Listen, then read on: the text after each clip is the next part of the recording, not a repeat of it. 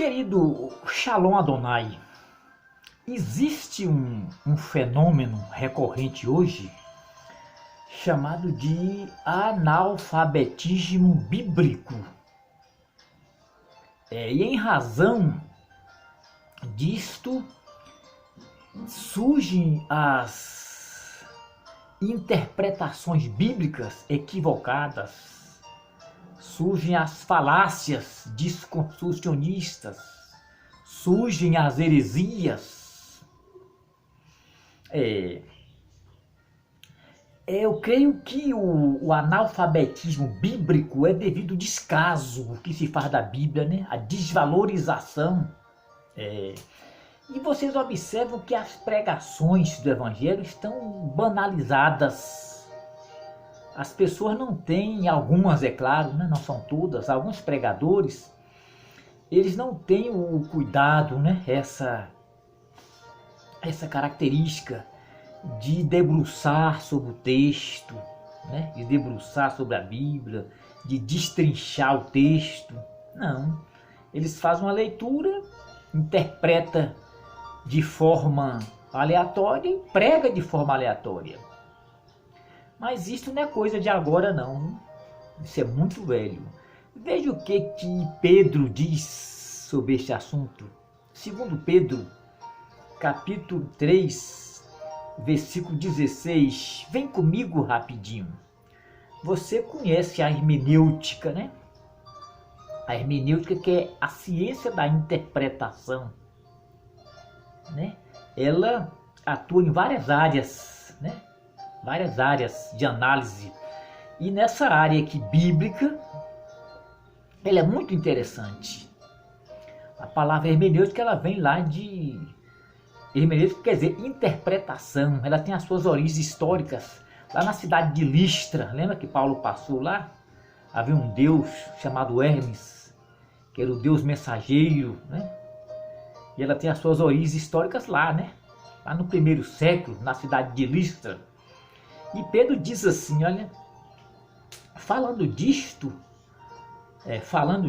em todas as suas epístolas, entre as quais há pontos difíceis de serem entendidos, e alguns indoutos, alguns ignorantes, distorcem as escrituras para a própria condenação. Queridos, para a gente construir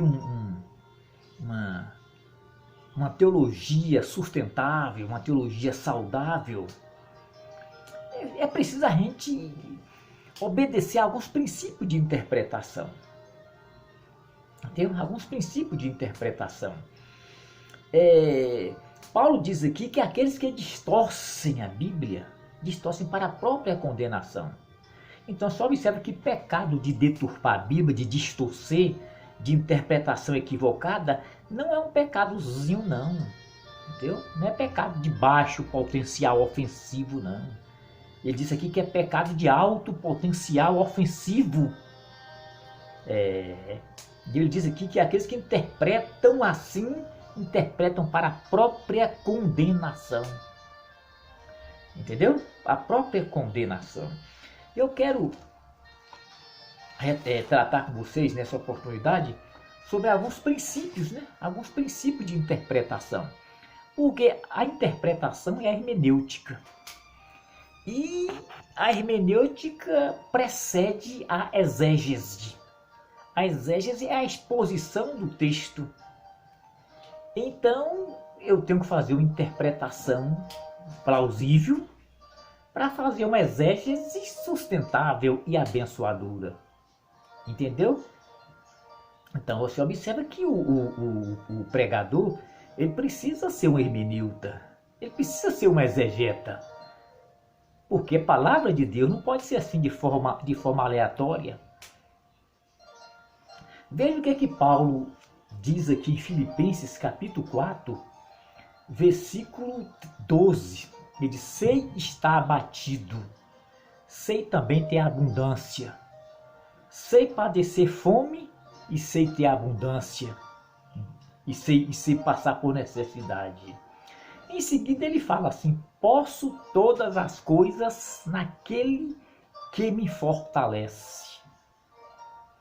E no versículo posterior, ele disse: todavia, fizestes bem em tomar parte na minha aflição. Para a gente entender melhor o que Paulo quis dizer aqui, a gente precisa tomar o texto aqui no sentido literal, no sentido usual da palavra.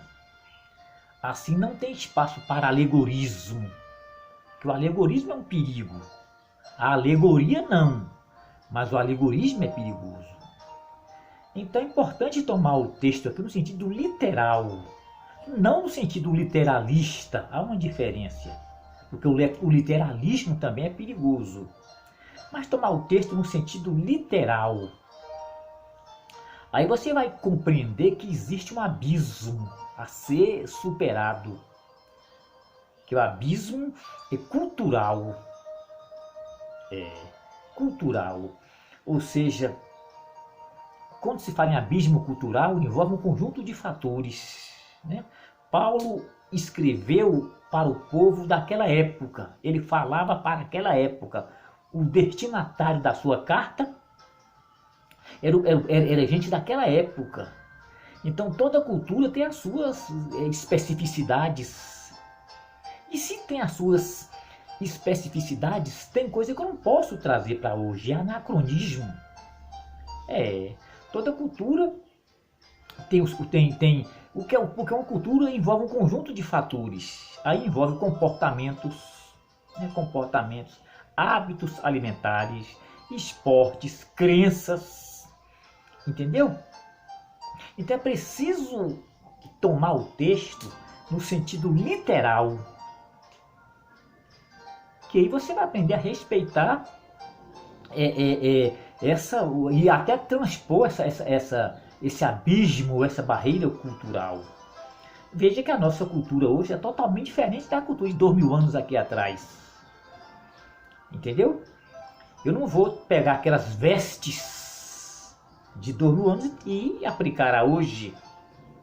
Entendeu? Então as pessoas, por cometer esse tipo de anacronismo, que acaba fazendo uma interpretação distorcida. É o que Pedro disse, que é para a própria condenação. Entendeu? Para a própria condenação. Então tome o texto no sentido real, no sentido usual. Entendeu? Outro princípio de interpretação, que eu acho, esse é determinante para uma exégese sustentável, é a contextualização do texto. Por exemplo, Paulo aqui diz: posso tudo naquele que me fortalece. Eu faço aqui análise do texto, e para eu entender melhor, eu vou buscar aqui o contexto simples, porque tem 3 tipos de contexto. Tem um contexto simples, tem um contexto remoto e tem um contexto histórico. Entendeu? O simples é aqui, os versículos antes e os antes e os que vieram depois. Os anteriores e os posteriores. Esse é o contexto simples. Mas se eu quiser uma compreensão mais ampla, eu vou ao contexto remoto. O que é o contexto remoto? É aquele que está mais distante. São os textos paralelos a este texto. São os textos que vão apoiar este texto. Então, o contexto remoto vai elucidar o texto, a tornar mais compreensível o texto. Entendeu? E o contexto remoto vai lhe mostrar que Paulo ele estava preso quando ele escreve aos Filipenses. E quando ele disse que eu posso tudo naquele que me fortalece, o que ele quis dizer? O contexto remoto vai esclarecer que ele estava preso, foi uma das suas prisões, quando ele chega ali na cidade de Mileto, na sua terceira viagem missionária, Mileto, Tiro e Cesareia, ele diz aos irmãos: olha, eu estou indo para Jerusalém, não sei se vou voltar mais, porque eu vejo eu sinto que prisões e tormentos me esperam. Ele sabia que o imperador Nero estava em Roma, o esperando. Ele sabia disso. Aí ele escreve ao seu filho, né, na fé: combati o bom combate, acabei a carreira e guardei a fé. Agora a coroa da justiça me espera, porque Deus tem preparado não só para mim, mas para todos aqueles que amam a vinda de Jesus. Entendeu? Então o que é que Paulo quis dizer com posso tudo naquele que me fortalece? Isso aqui não tem nada a ver com ascensão socioeconômica, com questão financeira. Você pode, que você... Não. Ele diz aqui que ele pode morrer por uma causa nobre. Entendeu? Eu posso até morrer por uma... O contexto remoto aqui vai ser muito claro, é muito esclarecedor. E no ano 68 da era cristã, Paulo é martirizado. A mando de Nero, alguém invade o presídio e mata o apóstolo Paulo. Entendeu, querido? Posso tudo naquele que me fortalece. Porque para os heróis da fé, o ápice da fé é o martírio. O apogeu da fé é o martírio. O ponto nevrálgico da vida cristã é o martírio. Ou seja, é morrer por uma causa nobre. Hoje não, o apogeu da fé é a riqueza, é a ascensão socioeconômica. Entendeu? Hoje a pessoa quer aceitar Cristo para ficar rico. Naquela época não. Naquela época você aceitava para, em vez de ascender, você tinha que descender, uma descensão socioeconômica. A igreja primitiva tinha essa característica.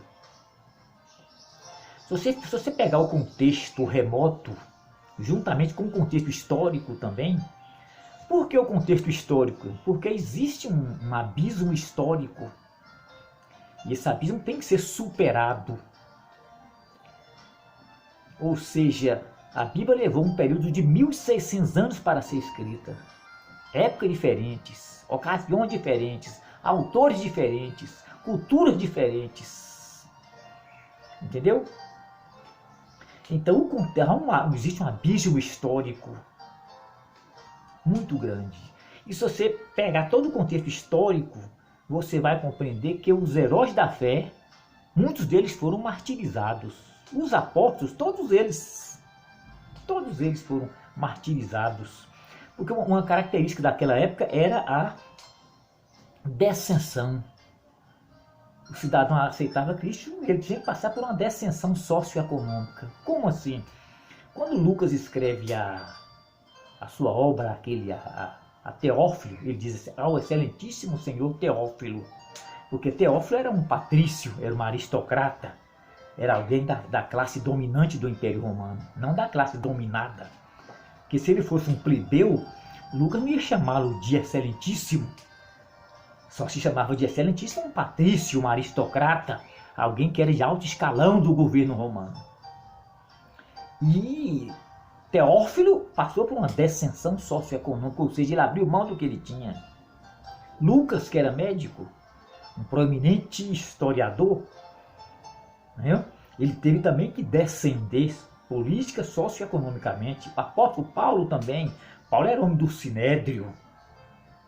Esse era homem do Sinédrio. Ele era alguém da classe dominante do Império Romano. Quando ele aceita Cristo, veja, você conhece a história dele. Entendeu? Você conhece Mateus, Levi, cobrador de impostos, Flávio Josefo e Tácito e outros historiadores da época comentam em seus escritos sobre esses homens que descenderam, que em vez de ascender, passaram por uma descensão. Mateus, né, Levi, era de alto escalão do Império Romano, funcionário de alto escalão, e ele passou também por uma descensão socioeconômica. Então essa era uma característica da época. E quando você contextualiza o texto, quando você faz a análise textual, a contextual e a histórica, aí o seu entendimento vai abrir. Esse é um princípio de hermenêutica muito importante. Sabe por que a época atual está impregnada de seitas e de heresias? Porque as pessoas pegam o texto descontextualizado, texto sem contexto. Aí a coisa pega, a heresia na certa. Então, sempre quando você fizer uma leitura, você que é leitor, você que é um intérprete da Escritura Sagrada, atente para esse princípio, a contextualização. Aí você vai fazer 3 tipos de análise: a análise textual, a contextual e a análise histórica. Entendeu? Um outro abismo que existe quando se trata de pregação do Evangelho, de leitura bíblica. Então, outro abismo que existe na compreensão da leitura bíblica é o abismo linguístico. Esse é um dos piores abismos. Por que abismo linguístico? Venha comigo rapidinho. A Bíblia foi escrita, o Antigo Testamento, em 2 línguas que já estão quase que extintas, né? Foi escrito em hebraico e aramaico. E o Novo Testamento foi escrito majoritariamente em grego. Grego, teve outra língua também, não foi só em grego lá. E foi o grego koiné, não foi o grego clássico. Ela foi escrita em hebraico, aramaico, latim e majoritariamente em grego, o grego koiné. O grego koiné. Então, se a Bíblia foi escrita, porque o Antigo Testamento foi escrito em língua semítica, né, da família afroasiática. E o Novo Testamento foi escrito em línguas europeias, majoritariamente em grego koiné. Então observa que existe um abismo, um distanciamento entre o leitor e a Bíblia. Porque quando você lê a Bíblia, que você está aqui diante de um texto que foi fragmentado. É um texto fragmentado. Os autógrafos originais se perderam no espaço. Você não tem uma versão interlinear. Então você só vai ter uma compreensão ampla, você só vai fazer uma exégese totalmente confiável, plausível, quando você interpreta o texto a partir do original. E essa interpretação nós chamamos de filologia, análise filológica. O que é filologia? É um ramo da filosofia e da teologia que interpreta os textos a partir da língua original e acompanha a evolução da cultura e da língua. Isso chama análise filológica. Entendeu? Você vai encontrar na Bíblia algumas variantes textuais. Você fica perdido, mas o que está acontecendo? Você vai encontrar também algumas interpolações. O que é uma interpolação bíblica? Eu vou lhe dar aqui um exemplo. A Bíblia diz que Saul se matou, não é isso? Ele praticou o suicídio. O mesmo texto disse que não, que foi uma malequita que o matou. Ué, é mentira? A Bíblia está mentindo? Não, isso não vai comprometer a inerrância histórica da Bíblia, a veracidade histórica da Bíblia. Mas para compreender isto, você vai ter que recorrer à língua original, né? A língua da época, ao hebraico e aramaico. 98% foi em hebraico e 2% em aramaico. Então existe um abismo linguístico, idiomático entre o leitor e a Bíblia. Entendeu? Sabe por que existem muitas heresias hoje em dia? Muitas teologias especulativas, desconstrucionistas. É porque o intérprete ou o leitor não obedece a esses princípios de interpretação. Principalmente este princípio, que é a análise filológica do texto. Entendeu, querido? É preciso atentar para isso. Outro princípio de interpretação, porque além do abismo linguístico, nós temos outro abismo, que é o abismo literário, ou seja, abismo de escrita. Entendeu? Abismo de escrita. Você vai encontrar na Bíblia alguns gêneros literários, algumas figuras de retórica. Porque seria impossível o finito ter comunicação com o infinito. Não é isso? Este ser finito, pecador, com mentalidade, essa mentalidade ocidentalizada, compreender um Deus que é transcendente e imanente ao mesmo tempo. Aí os escritores utilizam de recursos linguísticos, como figuras de retórica. Por exemplo, quando Deus disse assim: olha, Moisés, eu desci para falar contigo. O que é que você entende disso aí? Deus não precisa descer, obviamente, porque ele já está ali, ele é onipresente. Mas está escrito no texto que eu desci para falar. Então o escritor do texto, ele recorre a esses recursos linguísticos, entendeu? Que são as figuras de retórica. Então o descer, eu desci, não descer literalmente, é uma figura de retórica que ele está usando. E essa figura de retórica chama-se antropomorfismo. Davi diz que debaixo das asas de Deus estás seguro. É das asas de Deus? Mas Deus é espírito. E espírito não tem asas. O escritor está usando uma figura de retórica chamada zoomorfismo. Agora veja Cristo utilizando também de figuras de retórica para se comunicar com as pessoas. Quando ele disse assim: quem crê em mim, como diz a Escritura, rio de água viva flui do seu interior. Se observa aí um misto de linguagem literal e linguagem metafórica, linguagem denotativa e linguagem conotativa. Quem crê em mim. Aí ele já utiliza as figuras de retórica. Como diz a Escritura, ele fala rio de água viva. Então observa que ele está usando uma metáfora. Então essa expressão rio de água viva é a metáfora do rio. Entendeu? É a metáfora do rio. Então Jesus utiliza figuras de retórica. Quando ele diz para a mulher: olha, mulher, aquele que beber dessa água voltará a ter sede. Mas da água que eu lhe der jamais ele terá sede, que fará nele uma fonte que jorra para a vida eterna. Ele está usando ali uma metáfora. Entendeu? Figura de linguagem.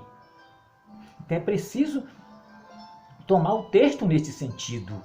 Figura de linguagem. Então, queridos, para se fazer uma interpretação abençoada e uma exposição abençoadora, é preciso atentar para esses princípios de hermenêuticas. Entendeu?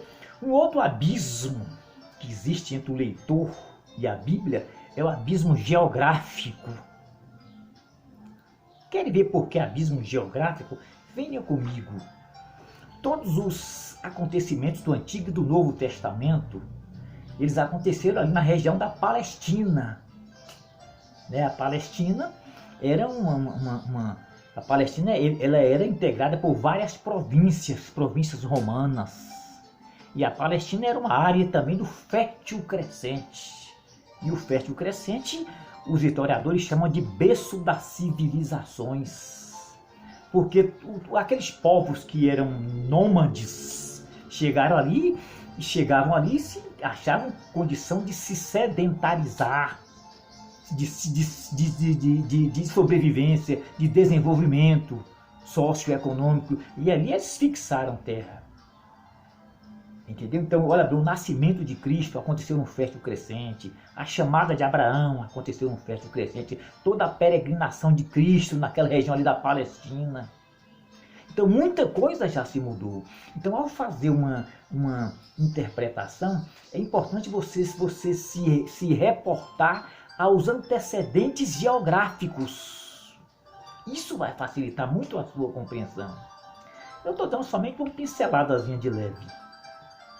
Outro abismo que existe entre o leitor e a Bíblia, eu diria que esse é o maior, um dos maiores, é o abismo espiritual. Sim, abismo espiritual. Como assim? O pecado afetou o homem. E a capacidade de interpretação do homem ficou muito limitada. Pedro disse aqui que existem textos nas cartas de Paulo que são de difíceis interpretações.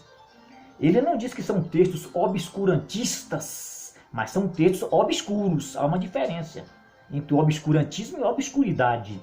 E a interpretação, qual é a função dela? É tirar a obscuridade, é tirar a complexidade, é tirar o enigma e trazer para a compreensão humana. Isso é a capacidade de interpretar. Mas a nossa está limitada. Por quê? Porque o pecado habita em nós. Inevitavelmente o pecado habita em nós. A gente precisa admitir essa realidade. Mas tem pessoa que está com a mente tão cauterizada já que procura evadir-se das consequências. Ele sabe que pecou, existe o sentimento de culpa, existe o sentimento de culpa, mas ele procura sempre evadir-se, porque ele oculta o seu pecado. Davi disse, enquanto eu ocultava o meu pecado, o meu humor tornou-se em sequidão. Eu vivia mal-humorado, aquele cara neurótico, até que um dia eu confessei-te a iniquidade do meu pecado, e tu mudaste a minha situação. Então o pecado limitou a nossa capacidade de compreender o texto, de expor o texto. Precisa atentar para esses princípios de hermenêutica. Eu dei somente uma pincelada de leve e a gente vai assim dar sequência, nós vamos dar continuidade. Que Deus possa assim aplicar essa palavra ao seu coração.